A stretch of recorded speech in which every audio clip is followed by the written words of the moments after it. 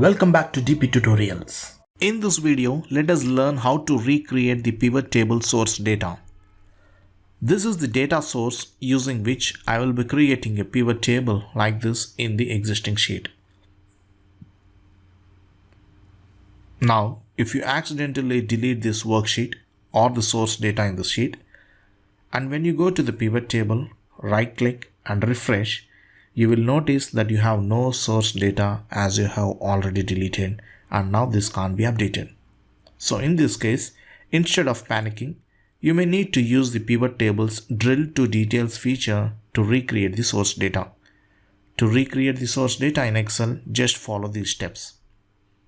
Before executing this trick, make sure that you unhide all rows, columns in the pivot table, and also clear all the filters if you have applied any filters, or else complete data cannot be extracted using this trick.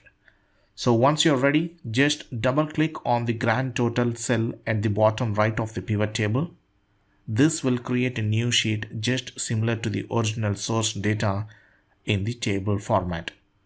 But please remember that this is only the base data. If your original source data has got some calculated fields, you may need to fix those corrections in this new data source. And also please observe that your pivot table is not linked with this new source data. So you need to change the source to this new sheet so that it can be updated automatically. Got it, friends? So friends, this is all about a small trick on how to recreate the pivot table source data. I hope you have enjoyed this tutorial. If yes, please give me a like, share and comment.